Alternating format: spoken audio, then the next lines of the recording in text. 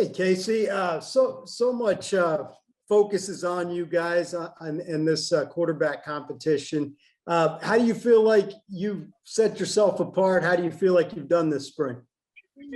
Yeah, I mean, it's a great competition, and I think the competition is good for me as an individual and for us as a team. I feel like I've done a great job this spring. Obviously, I feel like I could have done some things better, on a daily basis. It's a new system, new install, but I feel pretty good about everything and the competition and the offense and everything else in between. My development, my growth, and my technique, I feel like it's been pretty good. And like I said, there's obviously some things that I'll need to work on going into the summer, but I feel pretty good about it right now. Thanks. Go ahead, Brian. Casey, one of the things that is the hardest for college athletes is to wait their turn. Right. You had to wait your turn the last 2 years. So now how do you feel about, you would naturally ascend to the top spot, but now you got to fight off this other guy to win the job? That's a really good point. I actually sat for 3 years and I got limited playing time and action. And it pushed me to become a better player every day. And I said this right after the Alamo Bowl, the bowl game. I'm hungry and I want to get better. I think that I believe in what we can do as a team, and I believe in what I can do. And like I said, I'm just trying to be the best player that I can be moving forward and go from good to great. And I think Sark will be obviously a big piece in helping me get to that level and helping us get to that level. But as far as the competition goes, and I guess holding off a younger guy, I think that, like I said, I'm embracing the competition, and it's only going to push me and make me a better player. Sam Conn, go ahead. Hey, Casey, what would you say has been the most challenging part of learning this new offense, and what do you like about it the most? The most challenging part for me, it's football. It's just new language and new terms. It's new lingo, new verbiage, but football is football, and I love the game and everything that comes with it. And studying plays and film study and all that stuff comes natural for me, and I actually enjoy doing that in my free time. It's like my hobby. So that part, I would say the workload of it. So just the overall volume of the offense. We run everything that there is to run pretty much in football, but there hasn't really been too much of a difficult time for me to pick it up. I've done pretty good at that, like I said earlier. And then my favorite part about the offense is that it's very creative and it's very diverse. And Coach Sark is he's very natural, and he's very gifted at his play calling abilities. And he's really good at learning the players' strengths and weaknesses. And so as far as quarterback and running back and receivers, he'll be able to put the players in the best position to be successful. Roger Wallace, go ahead. Casey, do you think that, when you woke up the morning of the Alamo Bowl compared to, when the game was over, did that change your confidence level? And how much do you think that's helped going into the spring, what you did in that second half? Yeah, I mean, like I said, it has been very hard. And it's been frustrating at times being a backup for the last few years. And so when I woke up on the day of the Alamo Bowl, all I was thinking about was, just be prepared and study the game plan and study the opponent. And just know the system. And then after the game, I kind of felt a sense of relief, and I was very happy and pleased with myself with the way I performed. And I don't think that it could have worked out in a better way. And now, like I said, I feel confident in my ability now. I really don't feel any different. I've always been a confident player and a confident guy. For me, it's just the preparation. And so with spring ball, I'm just trying to limit the mistakes and grow as fast as I can in this system. Obviously, it's a new system and a new year, so I'm turning over a new leaf, and I'm trying to leave the Alamo Bowl in the past. But to you guys' point, I was mad about my 2 incompletions for about a month, so I'm kind of over that now, and I'm moving on to the next year and then kind of letting that go. So. Senator Golden, go ahead. Hey, Casey, there can only be one quarterback on the field, and you've sat by and waited. What did you learn while waiting and studying and watching Sam Ehlinger play? What I learned from Sam, I mean, like I said, I've always had the confidence that I think that when it's my turn and my time to get on the field, that I'm confident in my ability and I'm confident in what we can do as an offense. And so I think that we're all different players. every quarterback that has played here the last few years, they've all been different size. And so for me, it was just being able to play my own game. But I think you can take advice and watch. And Sam does a great job of leading by example. And so what I took from Sam is his work ethic and his leadership. I think his leadership and his toughness really stood out. How he was always prepared for meetings and just being early and being on time. And Sam was a great example of that. And he gave me advice as far as like how he prepares for games and how he sees defenses and stuff like that. So what I learned from Sam was just leadership and being a good example. Anwar, go ahead. Hey, Casey, obviously over the past 2 years, there was not going to be an opportunity for you to start ahead of Sam. But now that you finally have a real competition, how do you just not put so much pressure on yourself to complete every pass and look so great when like everything now really counts for you? Right. And every day counts. And I think as a football player and in life, I mean, just trying to be the best person you can be every day. And for me, trying to be the best quarterback that I can be every day. And so, like I said, it all comes down to preparation. And at the end of the day, you have to go out and perform and execute. And as far as pressure goes, I think about that, every day. But just knowing, like, trusting in my preparation and my confidence and my ability. Like for the game that I played in the last few years, I wasn't nervous for the most part. For practice on a daily basis, I really don't get nervous. And because if you play tight, intense, you won't perform to the highest level. And so for me, I play better when I'm relaxed and when I'm loose and I'm confident. And so that I'll try to do the same thing tomorrow as I've done all spring. And knowing that I'm going to make mistakes, I may make a bad throw. There might be an interception, but I can't go out thinking about the what ifs and about the negative plays. I just need to go out and focus on each play and every rep and just try to be the best player. And I think I've done a good job of that this spring, getting better every day and every week. Chip Brown, go ahead. Casey, how do you need to grow as a leader of this team? To grow as a leader of this team, obviously this team and the university and the fan base had one quarterback and one leader for the last 4 years. And so I just think playing my game and just being a good leader and a good person on and off the field. Obviously, I think being vocal is going to be an important piece to being a leader. I think leading by example.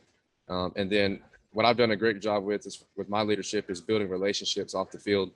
And so I have great communication with the coaches and with the players. And I think if you asked a lot of the guys, I think that they would agree with that. And so, and as far as leading by example, that's, extra film work and extra reps after practice and just doing extra things after workouts in the weight room and just kind of setting that example for everyone else to follow.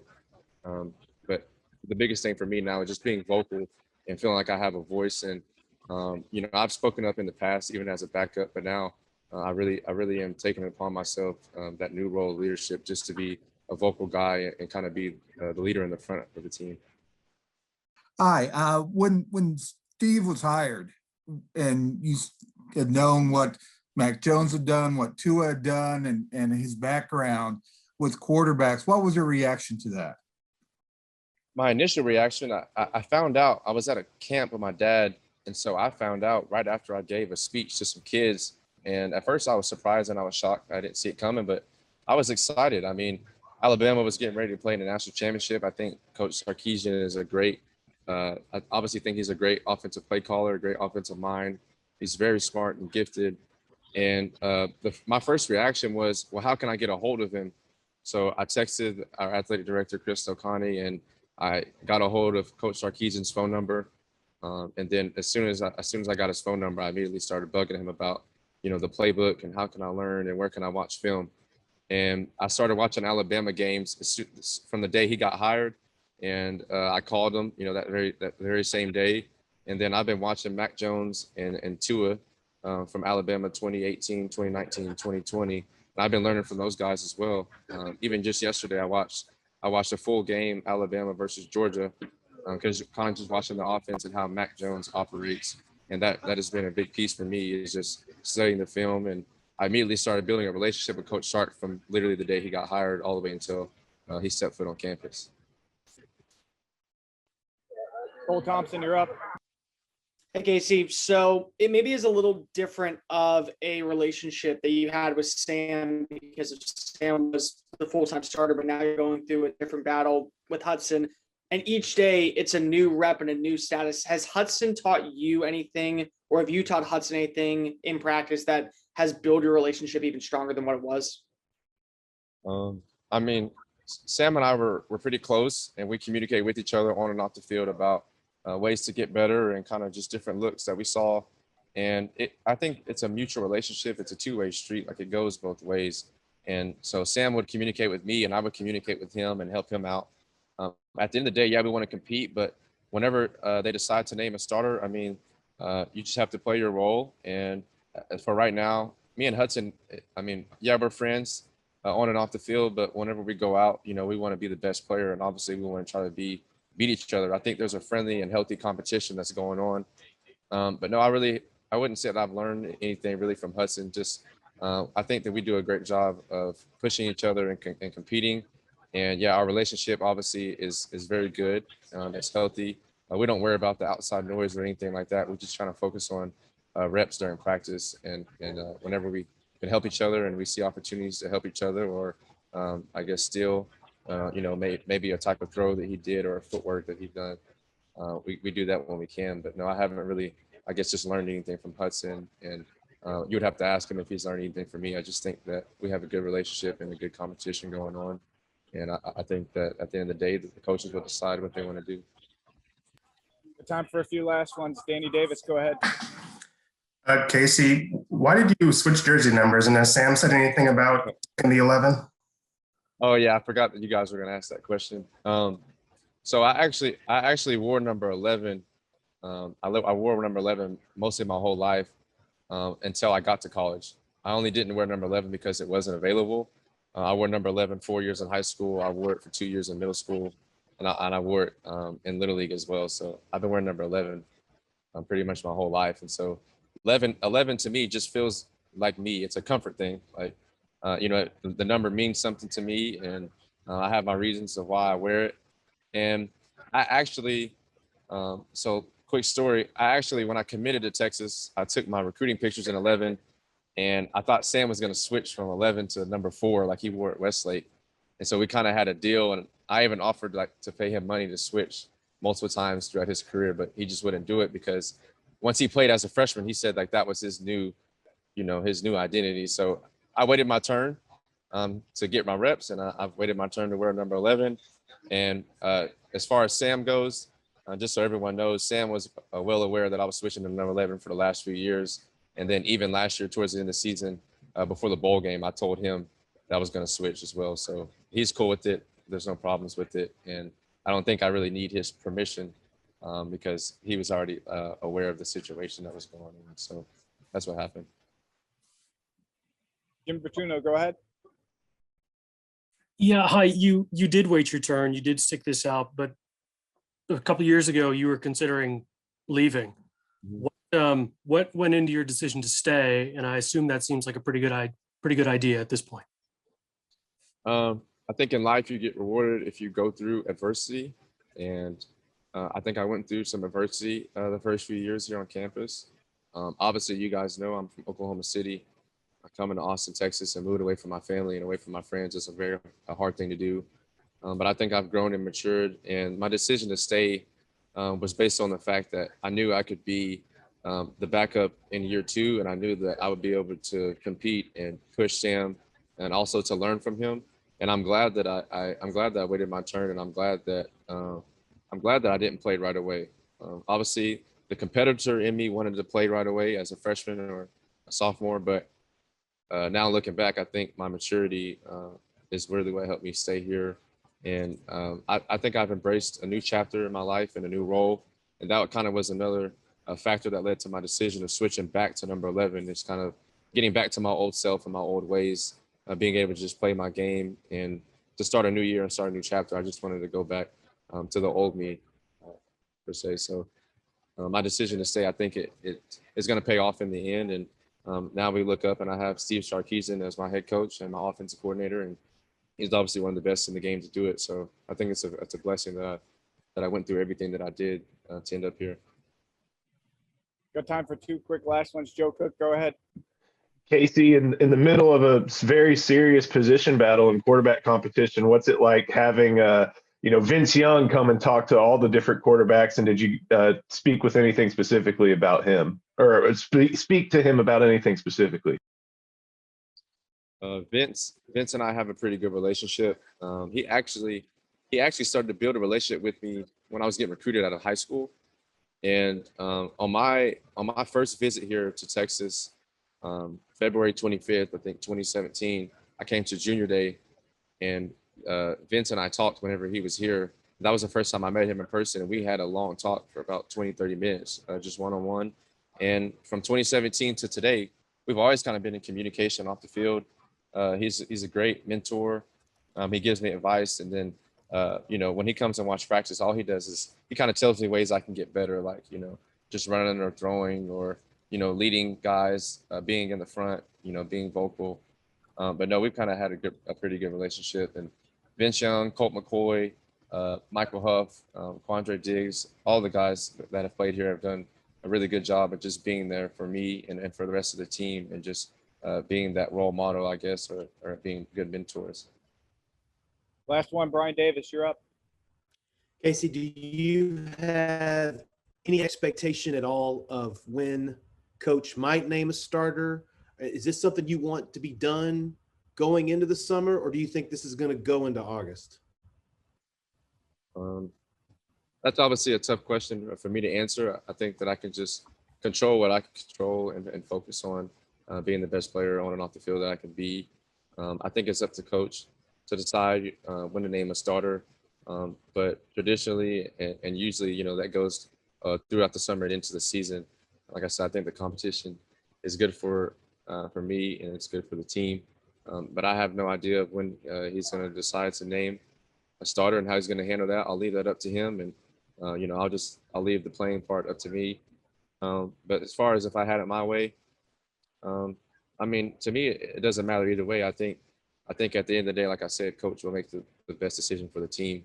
And so I'm not really worried or focused on things that I can control in that aspect.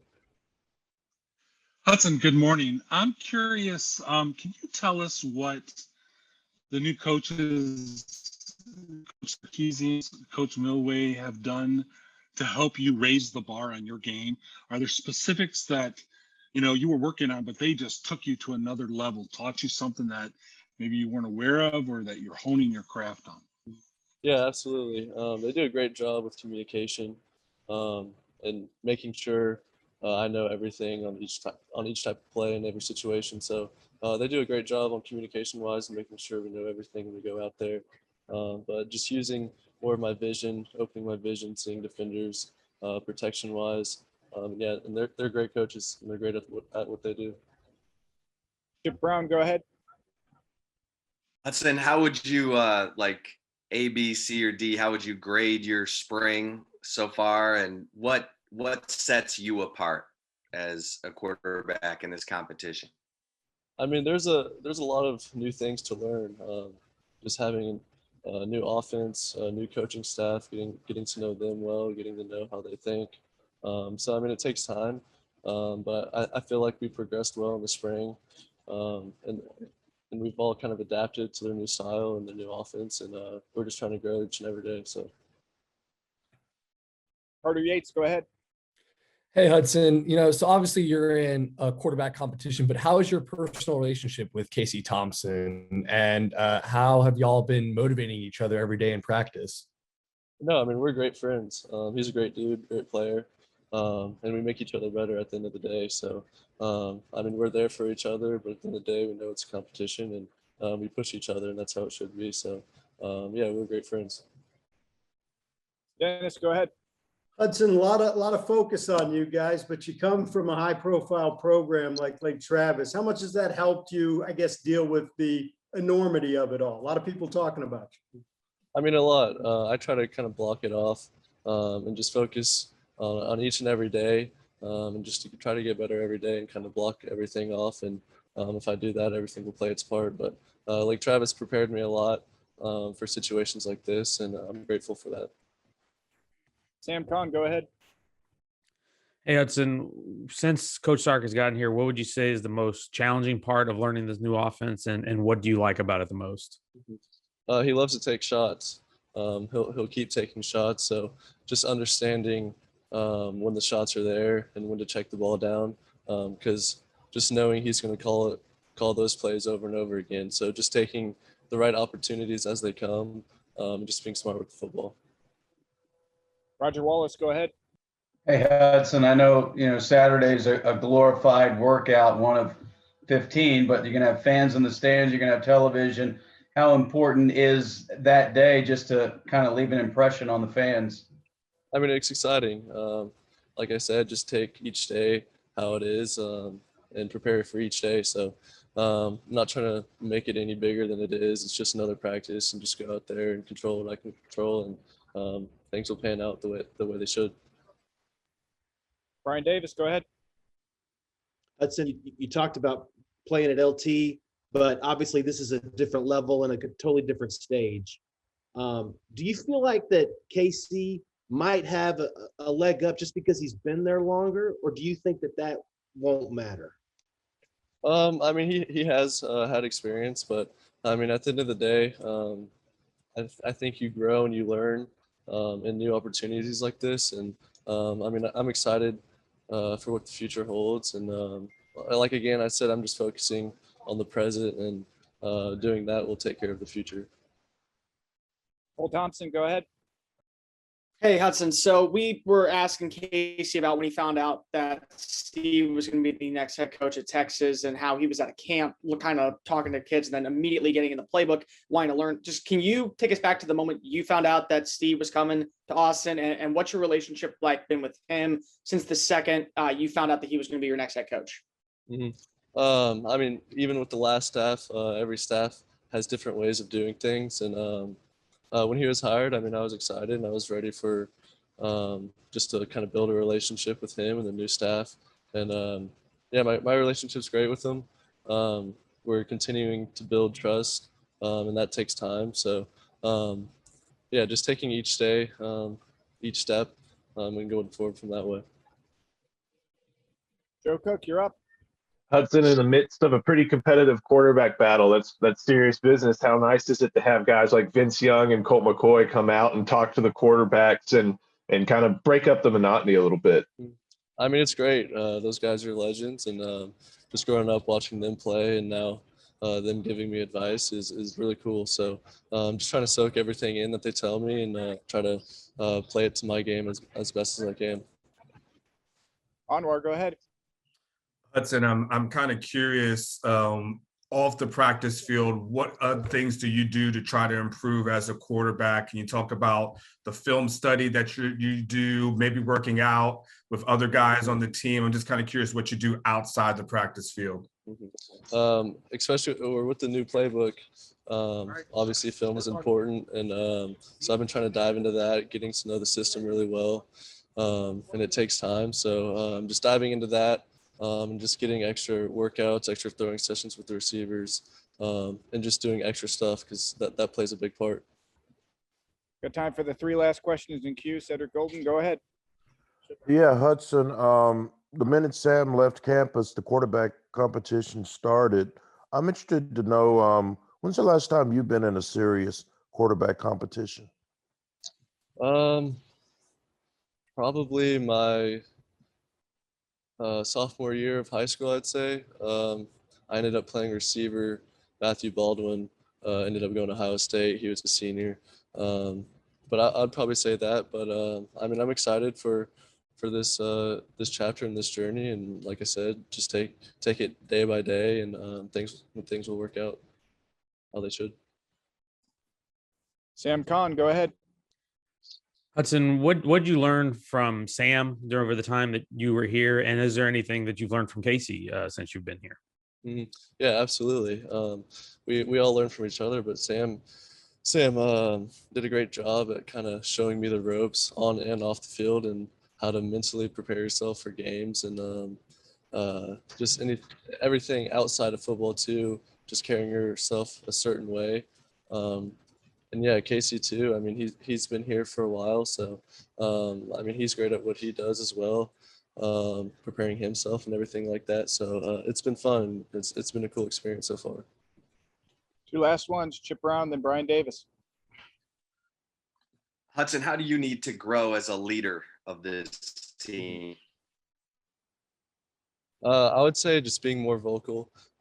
That's something that I've been working on this year and taking initiative. I feel like I've improved in that way, but there's still lots of room to grow. So I'd say being vocal. Last one, Brian, go ahead. Yeah, Hudson, I was hoping you could maybe speak for the team. What are fans going to see on Saturday? They're going to see a lot of excitement, pushing the ball downfield, taking shots, keep taking shots over and over because that's what we like to do. We use tempo sometimes, so just a really exciting offense with a great coach calling the plays and just get the ball to our playmakers in space and have them go to work.